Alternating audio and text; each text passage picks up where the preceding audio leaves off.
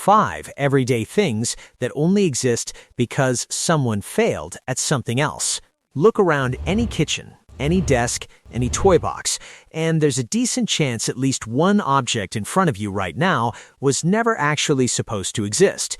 Not in the sense that it was poorly made, in the sense that the person who created it was trying to build something completely different, failed, and only kept the thing they accidentally made instead. 5 of the most ordinary objects in the world all share that exact origin story, and once you know all 5 back to back, you start noticing the pattern everywhere. Some of humanity's most successful products only survived because someone refused to just throw away their mistake. Let's start with something sitting on desks worldwide right now. In 1968, a chemist at 3M named Spencer Silver was specifically trying to invent the strongest adhesive the company had ever made. Instead, he created the opposite, a weak, oddly reusable adhesive that barely held anything together, but could be peeled off cleanly and stuck down again elsewhere.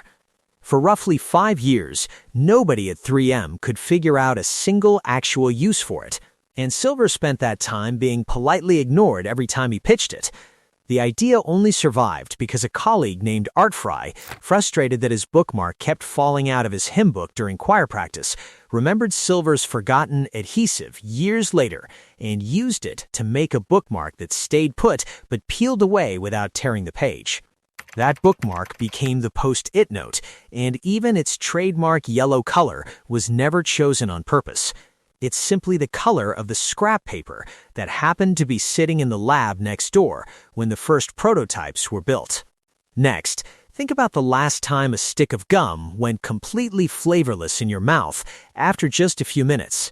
That rubbery texture left behind, called gum base, traces back to the 1860s and a failed rubber experiment. An exiled Mexican political leader gave an American inventor named Thomas Adams a large shipment of chicle, a natural latex from sapodilla trees, hoping it could be developed into an industrial rubber substitute. That plan completely failed.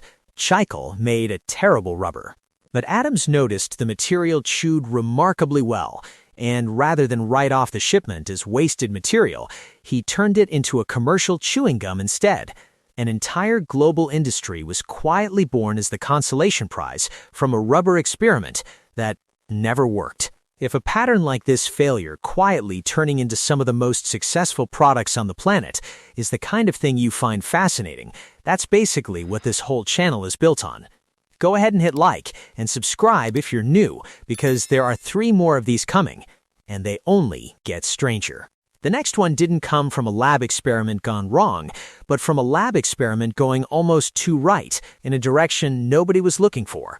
In 1945, an engineer named Percy Spencer was standing near an active magnetron, a component used in radar systems, as part of his ordinary work for the defense contractor Raytheon. He noticed the chocolate bar in his pocket had melted. Most people would have just wiped off the mess and moved on. Spencer instead sent out for popcorn kernels and set them in front of the same magnetron, and watched them pop. Then he tried an egg, which promptly exploded. What he'd stumbled onto wasn't a defect in his radar equipment at all. It was an entirely new way to cook food using microwave energy, and within a couple of years, Raytheon had built the first commercial microwave oven, marketed under the name Radarange. That first version weighed hundreds of pounds, stood taller than most kitchen counters, and cost roughly the price of a small house today. A far cry from the countertop version that eventually made it into ordinary homes decades later.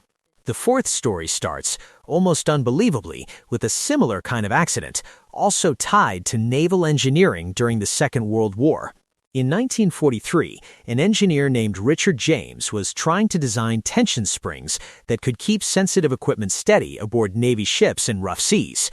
While testing different springs in his lab, he accidentally knocked one off a shelf, and instead of just falling to the ground, it walked, flipping end over end down onto a stack of books, then a tabletop, then the floor, where it calmly recoiled itself upright.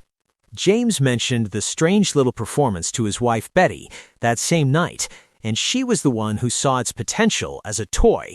eventually naming it after searching through a dictionary for a word that captured the sound of a spring gracefully expanding and collapsing. That toy was the Slinky, and the original mission, stabilizing delicate naval instruments, never actually went anywhere. The Navy itself never used James's spring design for its intended purpose at all. Oddly enough, the toy version eventually found its way into some genuinely practical uses anyway. Decades later, physics teachers use slinkies to demonstrate wave motion, and NASA has used them in zero-gravity experiments aboard the space shuttle, which means the failed naval application eventually did find real scientific use, just not in the field, and not for another 50 years. And the last one might be the strangest of the five, because it wasn't even close to a science experiment. It was a company on the verge of going out of business entirely in the early 1930s. A soap manufacturer called Kutal Products took on a contract to produce wallpaper cleaner, a genuinely necessary household product at the time since coal heating left soot all over people's walls. That business worked fine for about 2 decades, until cleaner heating fuels and washable wallpaper made the entire product pointless almost overnight. Kutal was on the edge of bankruptcy, sitting on a warehouse full of a soft, doughy cleaning compound that nobody needed to buy anymore. A school teacher, related to the family running the company, had read that the compound could double as modeling clay for children, tried it out in her own classroom, and watched kids happily molding it into shapes for hours. That failing wallpaper cleaner got renamed, recolored, and repackaged as Play-Doh, and it ended up making the company far more money as a toy than it ever had as a cleaning product, grossing millions of dollars a year within just a few years of the switch on a product the company had been ready to write off completely as a dead line of business. So here's the pattern sitting underneath all 5 of these. Once you line them up next to each other: a 2-week glue, a failed rubber substitute, a melted candy bar, a dropped spring, and a wallpaper cleaner nobody wanted anymore. None of these people set out to invent a beloved everyday object. Every one of them was aiming at something else entirely, missed, and then made the one decision that actually mattered, refusing to throw the failure away before asking what else it might be good for.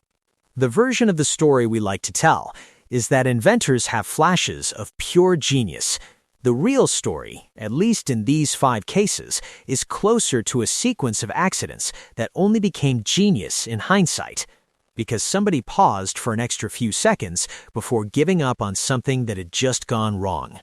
If you've made it this far, you clearly like finding out there's a real, often accidental reason behind the most ordinary things around you, which is exactly what this channel is for. Hit like, subscribe for the next one, and I'll see you in the next video.